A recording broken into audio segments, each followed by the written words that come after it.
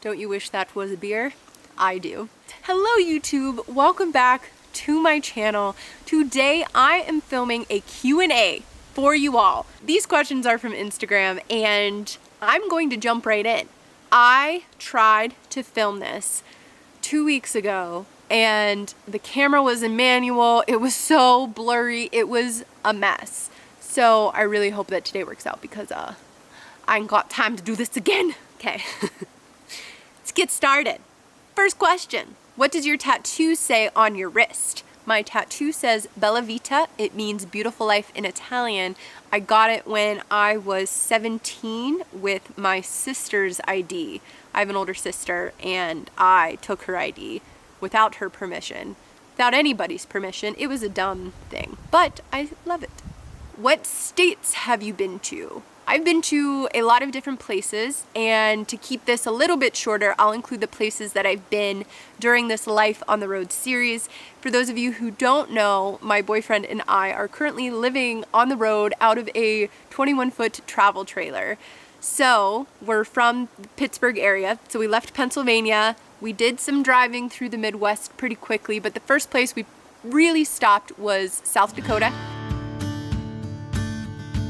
Montana, Idaho, Wyoming, Utah, Colorado, and that will probably be it for this journey. Why do you stop being a paramedic? For those of you who don't know, in a previous life, I was a paramedic. I actually have a degree in emergency medicine, and I stopped because I loved learning about medicine, and when I actually started practicing medicine, it was a totally different world. And what I thought I was going to love, it wasn't a reality. So I realized I loved learning about it more than I loved practicing it. But I love paramedics, EMTs, first responders, like my hat off to you, because that is not an easy profession, and a lot of those people are just great people. Would you ever hunt with your followers? Yes, I totally would. And I think it would be cool to do some type of a hunt giveaway where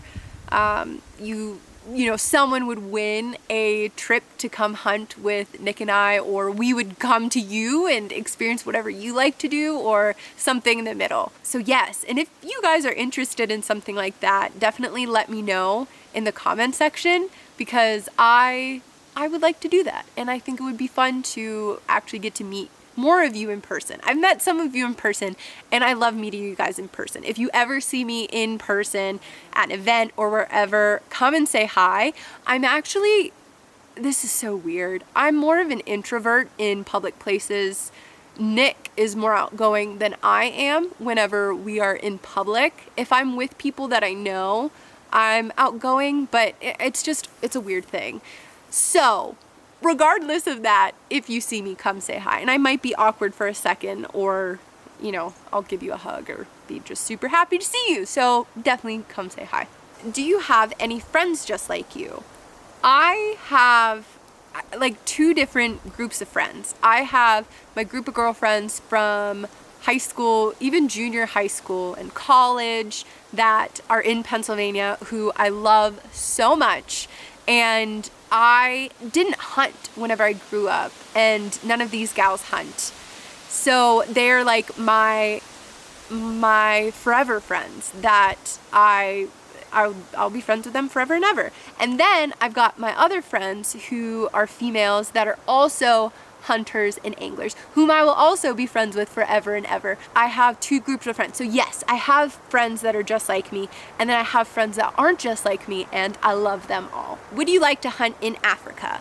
Yes, but I would like to live in Africa for a period of time where if I hunted something there, I would just be like immersed in everything there because it's so different than what I'm used to. The culture of Africa, all of the different species of animals that are there, their habitat, what they eat, just learning their habits. I wouldn't want to go to Africa, pull a trigger, and not have meat to bring back home with me and not really know anything about those animals. So it would have to be under certain conditions. Yes, absolutely. I would love it. What year were you born? 1992. What is your favorite fish to catch? Excuse me. I love eating snapper, particularly vermilion snapper. Oh my God, Nick and I caught a bunch when we were in the Florida Keys this past year, and I will absolutely go back and catch more this year because they are the tastiest fish on the planet, in my opinion. And see, now I take that back because they're my favorite to eat, but are they my favorite to catch? No, I love catching trout. I love fly fishing for trout. So I changed my answer. Speaking of this, how do you recommend prepping trout on a fire? A lot of butter. Best advice for college girls trying to balance hunting, fishing, and school. Ooh, that's a good question. And I think this could apply to anyone, whether you're male or female, or whether you're in school, working, busy. If you're busy, my recommendation is to maximize your time. So if you have an hour between classes, or if you have an hour lunch break, fletch arrows on your lunch break. Fletch arrows on your lunch break. Tie flies on your lunch break. Go shoot your bow for practice. Like, do all of the sort of tasky things that you need to do, some of which are fun, some of which are just tedious, and use that time wisely. You'll find that when the weekend comes around or when your day off comes around, you will have already done all those tasks so that you can just go out and fish or go out and hunt or scout, and you won't be stuck, doing all those tedious things that you have to do. It's my best advice. What did you do before working in the hunting industry? I used to be a paramedic, and I taught some EMT labs, I taught some CPR classes, and then I started working as a personal trainer, and I worked at a Lululemon store, and then I got into the hunting industry from there. What is your favorite fly to use? I love a good Sally stimulator, which is why I put it on Outdoors Allie merch. Link in bio if you want to check it out. I'm wearing the elk tee right now. Little plug, because it's so cool. Anyways. Ooh, someone said you should do a podcast, and one's coming. That's all I'll say. Oh, see, I wish this was a beer. Are you going to be shooting any different types of releases? Not this hunting season, just because the season is already upon us and I don't want to change anything right now. But yes, I'm very interested in learning how to shoot a thumb release and playing around with different brands, because, funny story, the release that I have currently is a hand-me-down from Nick. It's Nick's old release from 1990. Just kidding. He was born in 1990. What is your favorite animal? My favorite animal is a grouse. And I know I talked about grouse earlier, but I love them. The way they taste, I love the places they live, I love hunting them. I just think they're funny. I just love them. I love grouse. How did you start hunting as an adult? I started hunting in my very early 20s, late teens, and it was because Nick and I had been dating for like 3 years at that point, and he started going out in the woods to hunt, and he had never done that before. Neither of us grew up in a hunting family, and I went with him, mostly to hang out with him, not because I was interested in hunting. I was outdoorsy, but I never had an interest in hunting. So I would go and observant hunt with him, and he killed something the first couple years, or he would kill a deer like every year, but I wasn't with him when that happened. But I would start to eat the meat, and I was like, it's pretty good. And then finally I was out on a hunt with him, and I witnessed him kill a white-tailed doe. And it was the first time that I'd ever seen an animal die like that. And it was upsetting in the moment. But as soon as we started breaking her apart, and at this point, I don't know if this is weird or not, but I was a EMT, paramedic, like medicine kind of person. So anatomy and phys was very interesting to me. I think some of you may understand that. Some of you probably think I'm really weird because of that. But as soon as we started breaking the animal apart, it just became this beautiful source of meat. And just like this sort of mind-blowing experience that I had never faced before. And I have always eaten meat. I just never thought about where it was coming from or what that process is really like. So it just connected a lot of dots. And then that very next season, I decided that I wanted to be a hunter myself. And then here we are today. And that was not that long ago. I'm 26, so I've been hunting 5 years and observant hunting maybe 2 or 3 before that, and still learning every single day and loving it. I love to learn, and I could go off on a tangent about a lot of things, but I'm gonna stop there. So yeah, happen to have a sister. I do have a sister, and she is a vegetarian and she is married. How long are you guys planning to live on the road? All in all, we will be living on the road for about 5 months. Aside from getting a bow and constant practice, how does one get into actual bow hunting?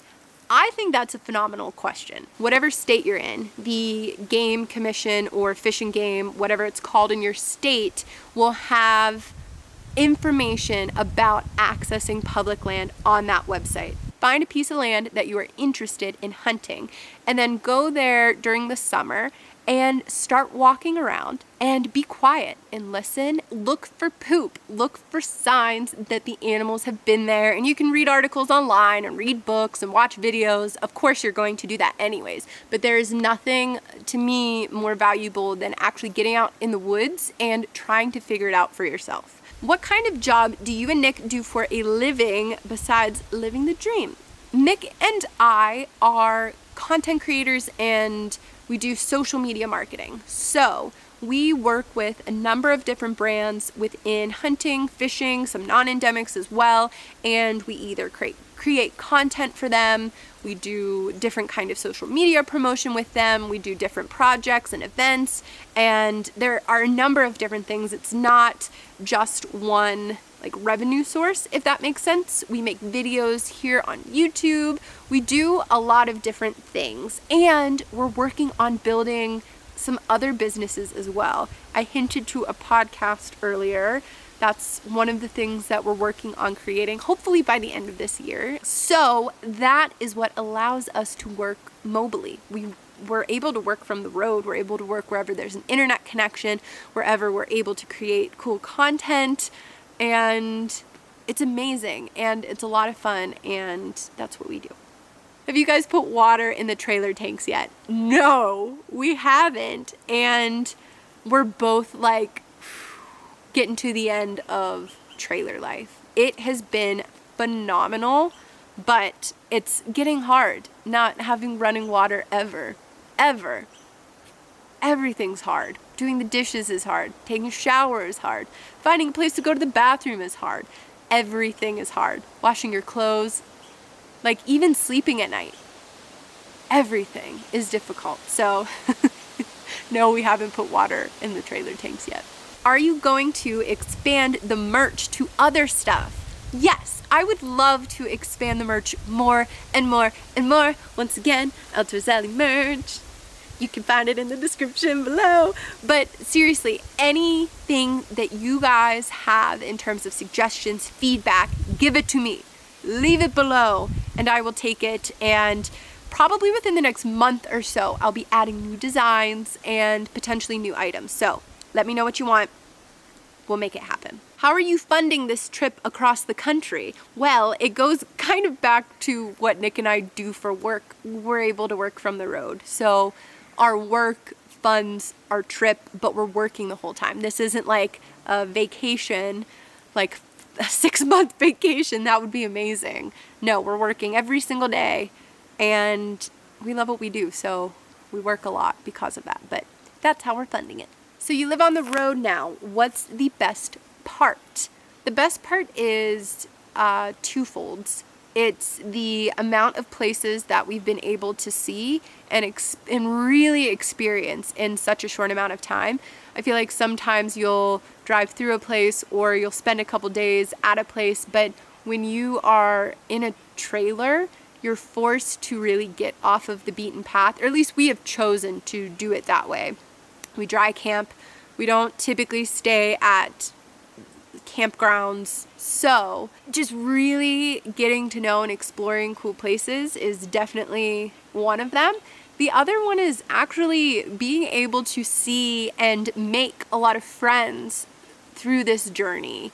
We have been able to spend time with people who we probably wouldn't have otherwise, you know, just because of scheduling and location. Like it's cool to be able to go and see all of your friends in different states. So both of those have been the best part. Advice for a girl wanting to start learning how to use a compound bow. Absolutely. So this would be advice for anyone, and I hesitate to give it, but I'm going to give it anyways. My recommendation would be to find a local archery shop and get to know the people there and ask them for advice. I have been to some archery shops that I really hate. I really don't like them. I don't like the people there, and I haven't had a good experience. And I've also been to some archery shops that are phenomenal. Phenomenal. Nick and I were recently at No Limits Archery in Denver, and we had a situation where we needed help quick, and they helped us out, and Jason, the technician who was helping us out, was so good. He knew what he was talking about, and he was nice and kind. Regardless, my recommendation would be to find a local archery shop and get to know them, because they really are going to be one of your greatest resources for learning how to shoot a compound bow. And this is for guys or girls. If you don't want to go alone, find a friend that you can bring along, even if they're not going to shoot, even if they're just going to sit there and watch you shoot. It's always more comforting to have a familiar face with you. I was going to say familiar friend, but of course if it's a friend, it's familiar. You know what I'm saying. Have you ever been to Canada? Yes, I have been to Canada. I actually have relatives that live in the Toronto area, and I have been up there numerous times, although there are many more parts of Canada that I would love to explore. What's the best hunt you've ever experienced? For me, the most memorable hunt was the very first hunt that I talked about a little bit earlier, where I watched Nick kill a white-tailed doe. I think that was my favorite because it just changed everything in my life. Like one hunt, one moment changed so much and is what led me to be where I'm at today. So that is my favorite memory, favorite hunt. How old were you when you killed your first animal? I was 22. Okay.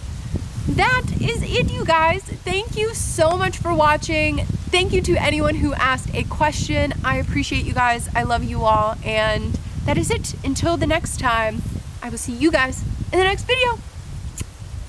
That was weird.